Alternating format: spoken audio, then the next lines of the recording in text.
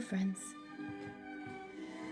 In this video, I was thinking it would be fun to go over some of my favorite children's illustrators because I am putting away the Christmas books and realizing how hard it is to put away some of them because I enjoy their illustrations so much.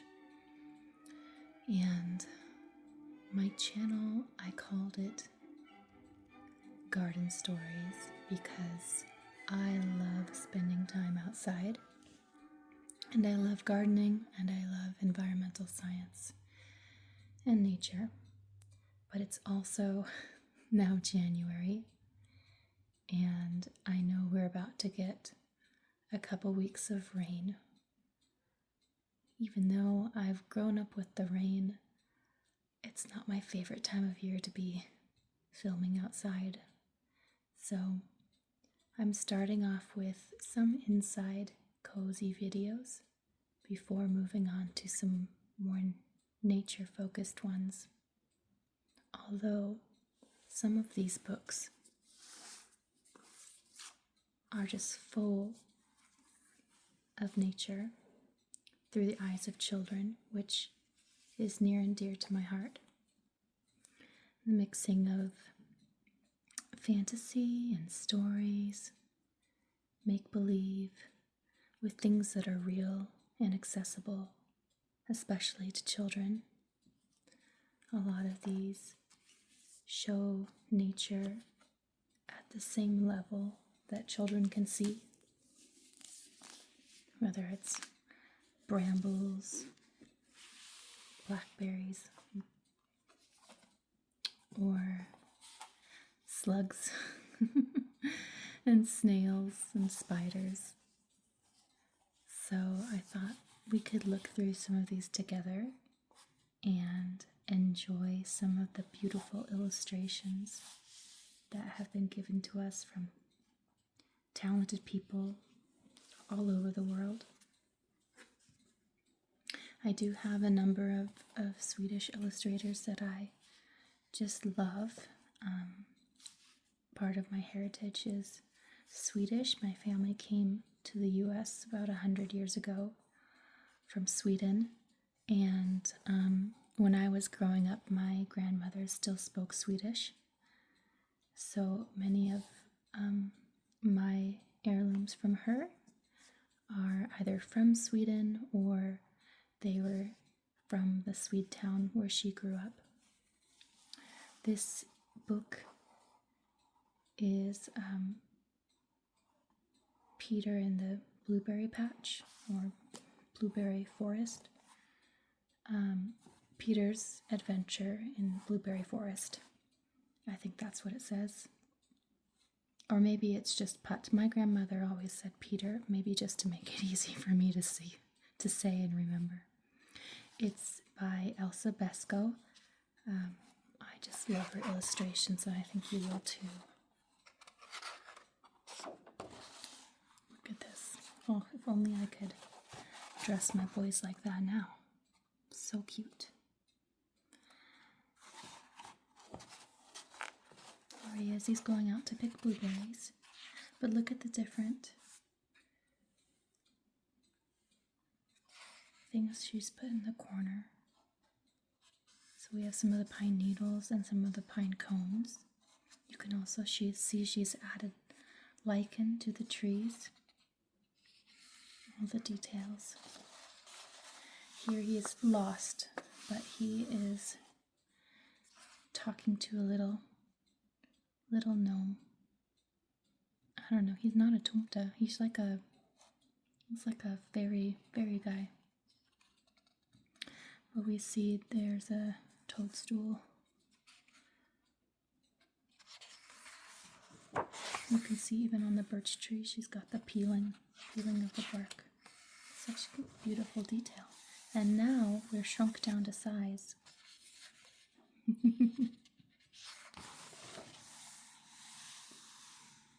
Even the spiders and the ants are large. And the blueberries, the size of apples. When my grandma read this to me, she would just say it in English, so I don't know the exact translation. I don't think my mom does either. We didn't really speak Swedish growing up. When she went to school, she wasn't allowed to speak Swedish, obviously, so she really told us that she could only speak like a child, which is kind of the same as my husband. He moved here from Norway when he was very little, and when he goes to visit his family, they often chuckle because he kind of talks like a child still. You see the frog down in the bottom. And soon he's going to be taken to Lingonberry land, where the Lingonberry girls are. One thing that's interesting about the blueberries is that I was always confused by this when I was a kid, because we grew a huge patch of blueberry bushes in our yard. We had about 9 large, 6 feet tall, because they're probably, no, not 6 feet tall, maybe 5 feet tall blueberry bushes. They were a little overgrown, but I didn't understand why the blueberries in this story are so short. But when I went to visit my in-laws' side of the family, and we went berry picking in the forest, their blueberries are very short. They're like, I don't know what to compare them to. They're only about a foot off the ground, and they grow kind of like lingonberries with all these individual stems, even if the plants underneath are the roots underneath are connected. So when we were picking lingonberries, we'd also pick blueberries at the same time, because it's all kind of close together. Here he's playing in a spider web.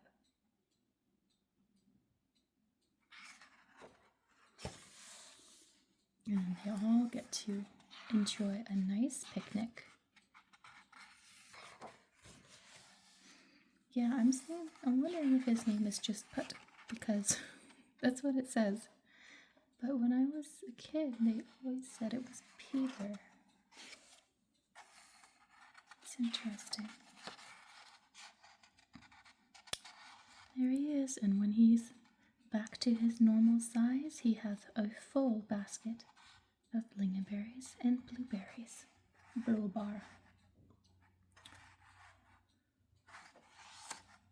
He's returned from Blåbärenland, den snälla blåbärsskogen, och innan han hunnit torkna till sju ärtor och var försvunna, och han sitter där åter på stuben. And he's made it for his mama. What a nice breakfast for her. The end. Butts äventyr i blåbärskogen. I have one other book. That's Elsa Beskow. And I keep this one up all year long on a shelf. And it's Årets Saga, the year's story. And it's like a calendar, but not really. It goes through all the months of the year. And when we look at all the different flora, so many different plants, and you can see it goes by the year. So here we are right now, we've just finished December, and we'll have January, and March, April, May, June, July. Well, here's some snow again, so maybe this is going this way.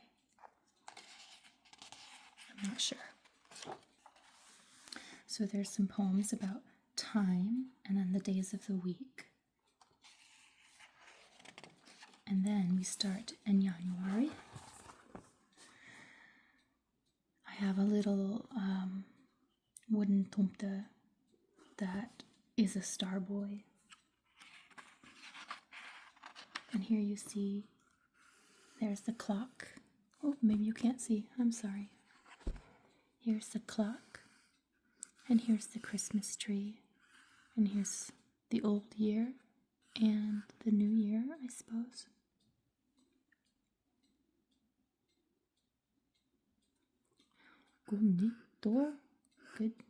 Good new year.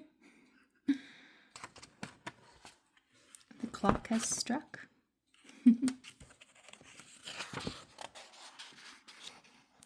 Then we have February.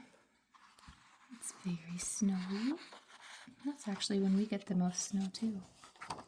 Early February. This picture's always made me a little sad.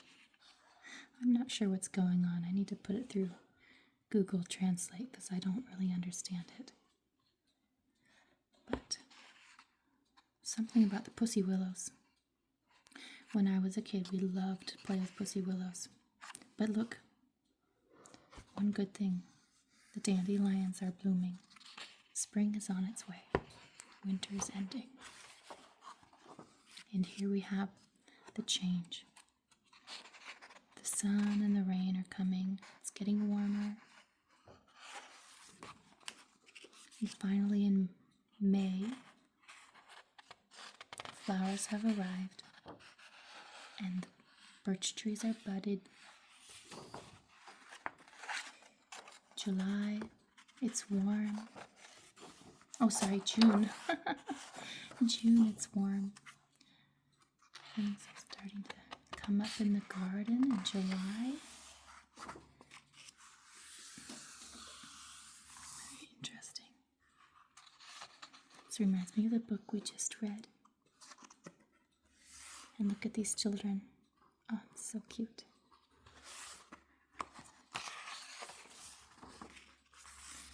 Harvest in September. October. November. We've moved inside, and look at this fireplace. When I was little, my parents, they built their house and they ordered a fireplace. A Swedish fireplace. It's tiled, so if you've never seen one before, it's a glazed, shiny tile, and a lot of them have, what do they call that? A relief, so that's there's bumpy pictures on it. And on the one I had growing up, there was scrolling along the bottom and the top, and that was always fun to rub my hands over that when I was little. The whole fireplace would be warm, and inside a Swedish fireplace there are many chambers, kind of like a Russian fireplace. And so when you light a fire, the air goes into these chambers and then slowly releases out into the room, and that makes the heat of the fire go farther than it would if it was just pushing out and going up. It radiates throughout the room. It's very cozy. And here's December. Here we have Santa Lucia. We have a tomte. I don't know what they're doing. They might be dancing around the Christmas tree. I never grew up doing that, but maybe that's what they're doing. I know that's what they do in Norway. And then you often would get your tree Christmas Eve. So that's when you celebrate in Sweden on Christmas Eve. And stay up late and go to church and then come home and open presents. And then there's a bonus at the back. At the end of the year, we have our Christmas tree. See the little Swedish flags. And then, of course, the nativity poem about giving presents to Jesus. And that's the end of this book. So I just changed it to whatever month it is. I just changed it to January. Let's go back to January. There it is.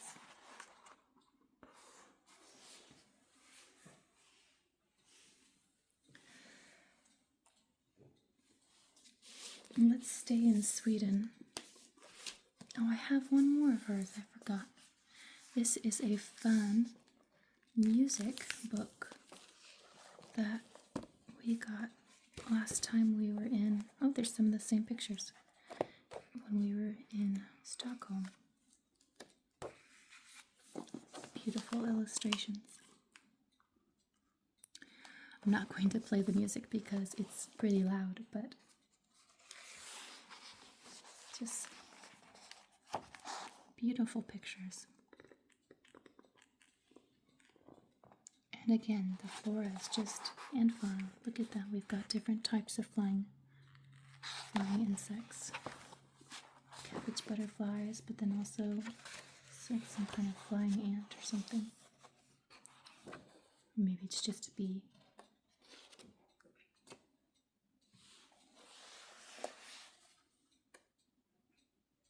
Love this one.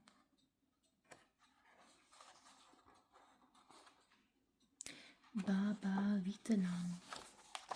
Har du noen ull? Ja, kjære barn, jeg sokken full. Heldagsrockot far och syn. Dag mor och 2 par strumpor åt lilla bror.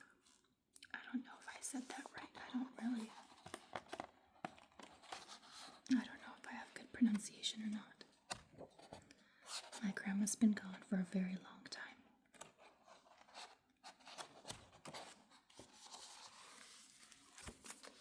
And of course, whatever she spoke was far removed from where she grew up too. I also love Sybil Von Olfers. If I'm saying that right, I don't know.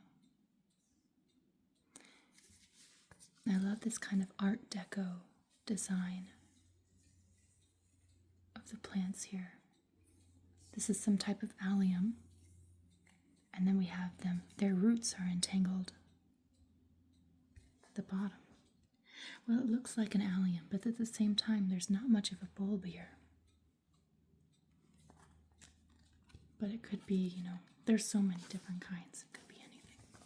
It could be one that's more like a chive or something.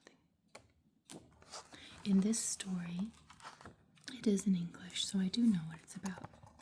In this story, Mother Earth has come to wake up all of the children, the root children, because spring is coming. Little bugs are helping her too, beetles. So they get to work. They start sewing their clothes for spring. As it warms up, it's finally time. Mother Earth is inspecting all their garments to make sure they've done a good job.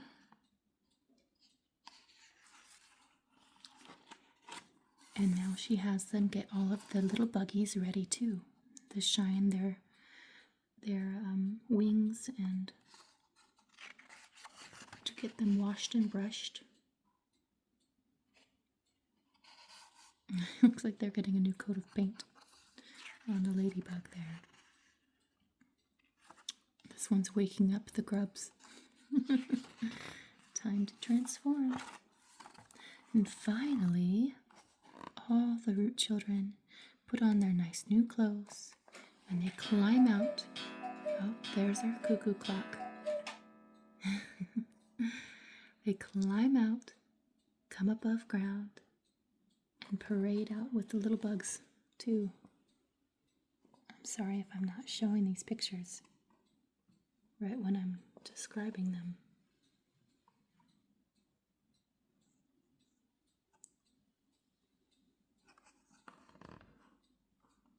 They all are. Mother Earth has opened the door, and they all find their places. Some go to the forest.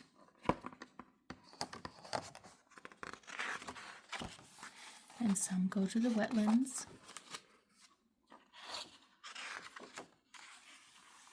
And some go to the meadows. And at the end of the season, when fall has begun, see the leaves are falling off. They are looking rather ragged. You can see that their best new clothes they made are falling apart and getting stained. And it is time to go back down to be nice and cozy underground with Mother Earth. The end. It's a cute one. Okay. These are both by the famous author Astrid Lindgren. I always say Lindgren, but who of course many people know from Pippi Longstocking. But I love these two stories with the pictures by Elon Wikland. Christmas in Noisy Village and Springtime in Noisy Village. I think just the faces of the kids look so happy. And I love all the mess and the details in the background. It just follows the shenanigans of all these children who grew up on farms that are next door to each other. I can't remember. I think there's 4 farms in total. And all the children kind of spend the day together. Spend every day together. This is a sweet part of the story where they have been charged with bringing a tree to Britta and Anna's grandfather. And everyone calls him grandfather. And it says, "We went up to his room and decorated his tree.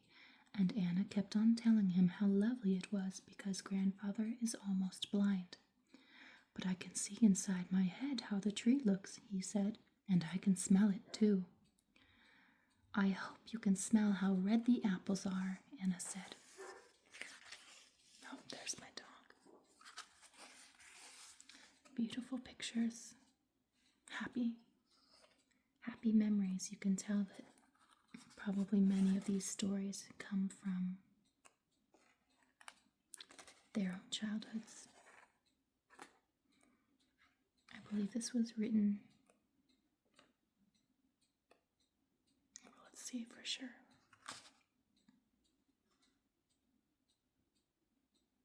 It was first published in 1964, and I'm going to guess that it's a story that takes place in the 1920s.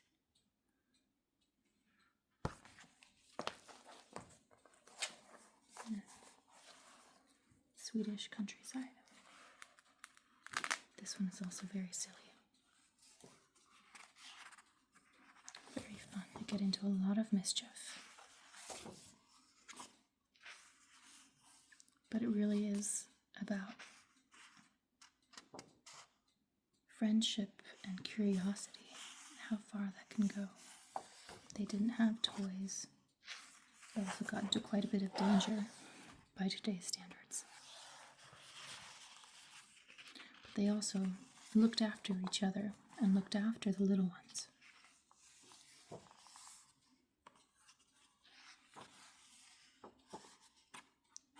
Talks about their chores, the things they're supposed to be doing, things they're not supposed to be doing, like going in with the ram. You get very hurt. And then they get in trouble for jumping off the shed roof and riding. It says, "I don't dare ride on the bull." That's Carl. "Our bull is the gentlest bull in the world. He was tethered to the fence and he didn't even blink when Carl climbed on his back. He didn't move either, so it wasn't much of a ride." Bill laughed and said, "I dare to do that too." "So do I," said Olaf. And this is little girl Britta. She gets in trouble.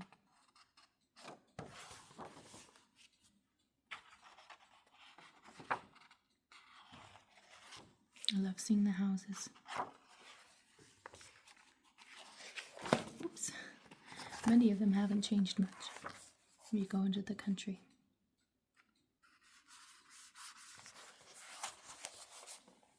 Okay. These are the last books that I have. And I think all of these...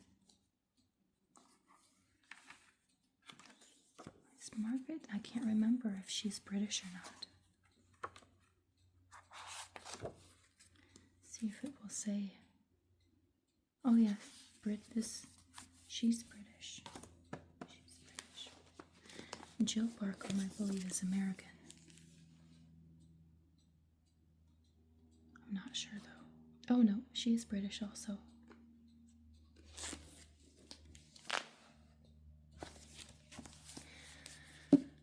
We've been reading some of these stories for her science unit, actually, to discuss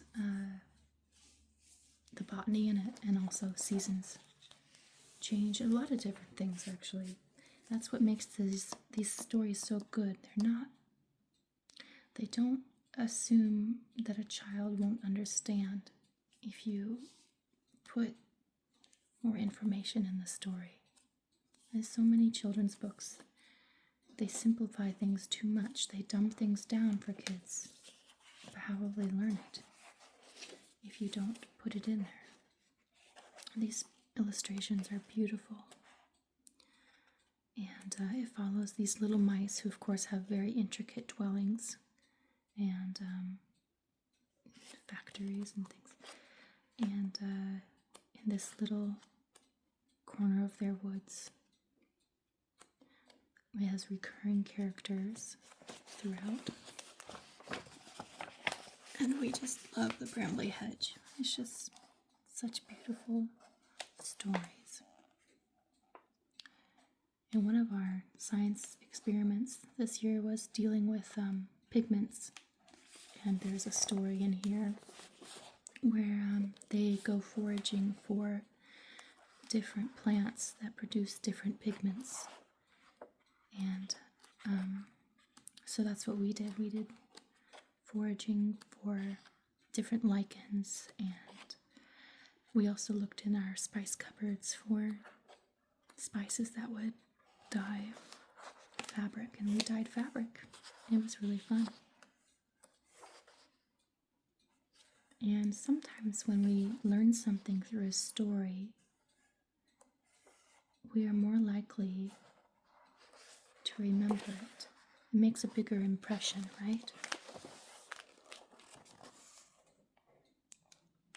Do you see those wild roses?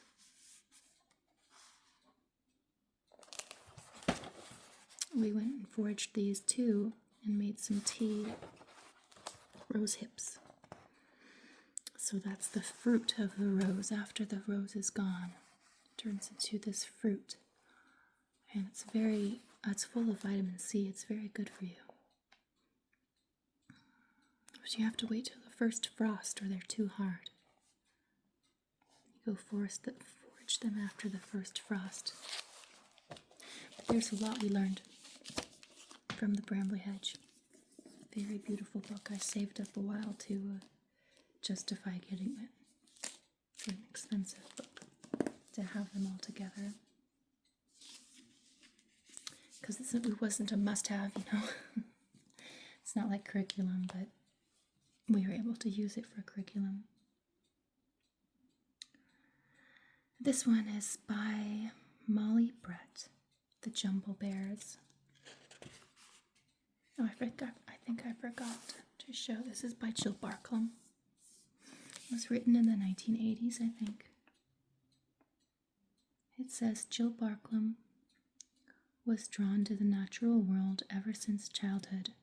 While training as an illustrator at St. Martin's School of Art, her long journeys to college on the London Underground gave her time to escape into the imaginary world of a colony of mice, later to be developed as the enchanting miniature world of Bramley Hedge.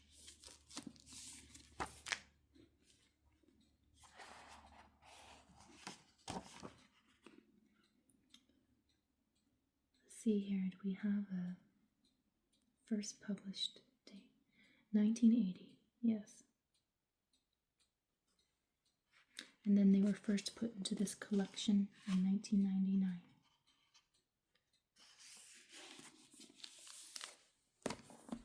Okay, this book is by Molly Brett, which I have never seen another book of hers, but when I was looking at the back, I saw there were so many books that she's written,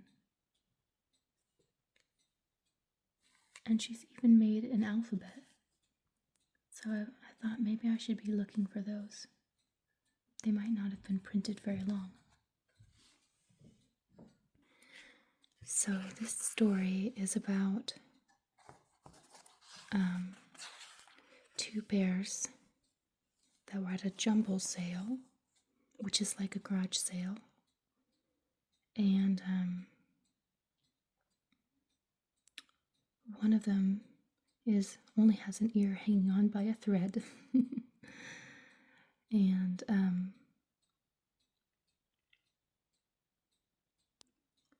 she doesn't want to go to the jumble sale.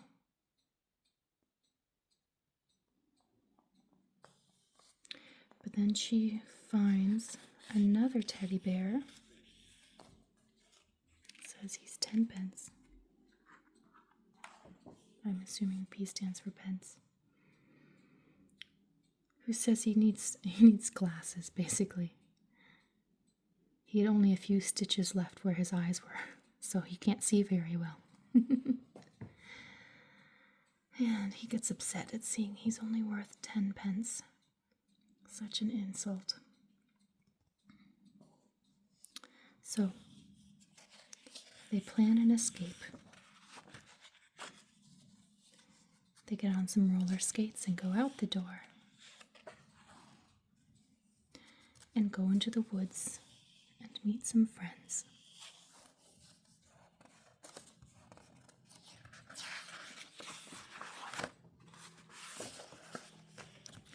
And then they get a plan to start a first aid post for lost teddy bears. And they put up a notice that says, "Repairs for bears." And pretty soon, teddy bears come from all over to get repaired. So cute.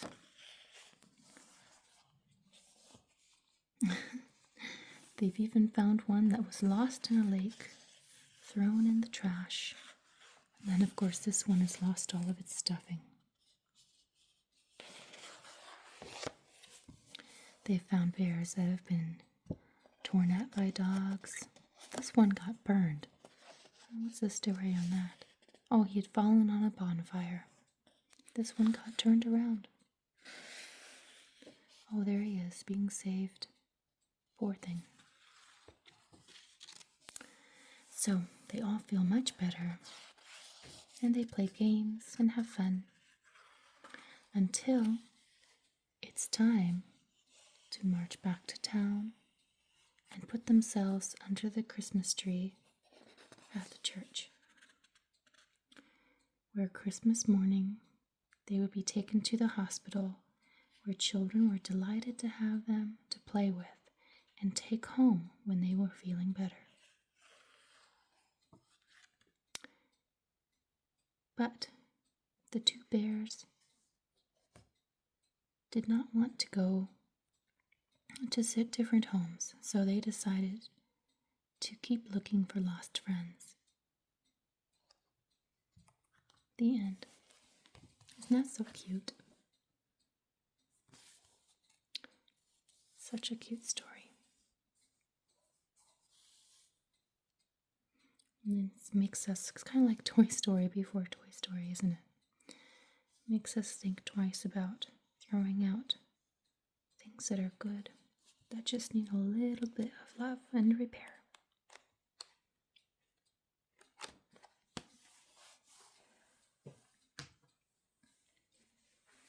Okay. The next one, it's the only book I have by Margaret Tempest, but you probably will recognize these illustrations. Again, it's little animals. What a theme we have here with tiny animals. My favorite illustrators create tiny worlds with tiny animals or tiny people. There's a cute one. Look at all of those bunnies.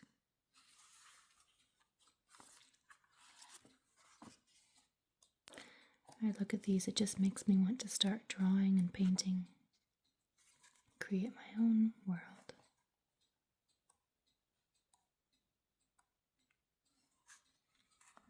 But I also love the way she sets up a picture, the perspective,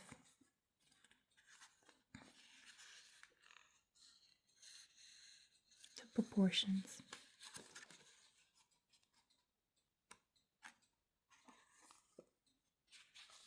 They're so pretty. You probably have seen her alphabet, which I had in my room when I was a kid.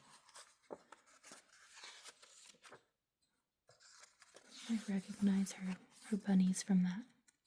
Quite a popular alphabet poster.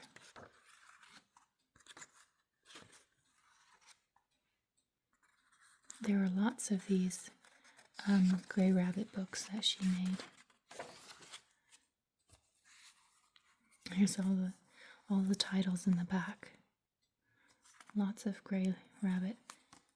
little Gray Rabbit books. Margaret Tempest. And then, of course, we can't leave out the OG. Oops. I have Beatrix Potter in little books, and my brothers and I got these when we were young. I think my grandmother bought us these sets. And of course mine is falling apart because I read it so much. And my brother gave me his set because I think he never cracked them open. Maybe he did, I don't know. But here they are, all our little friends we are familiar with. Beatrix Potter. I love that name so much. I wanted to name my daughter Beatrix. She could go by Bee or Betty. Not Trixie. But I suppose if she wanted to, she could.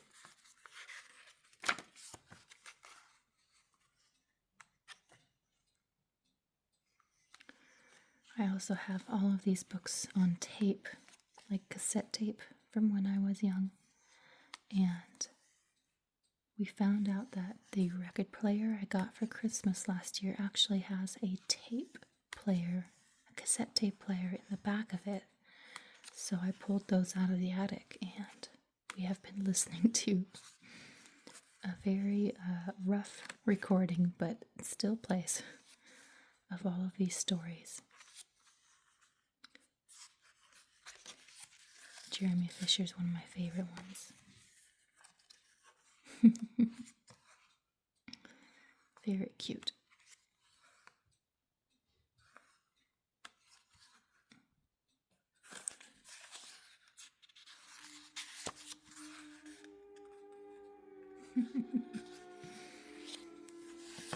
It's adorable. Well, those are a lot of my favorites. Oops, I got cut off, but I hope that you enjoyed going through some of my favorite illustrators with me, and I hope you join me again next time, doing whatever it is we decide to do, and enjoy this bonus footage of Snowball. Bye!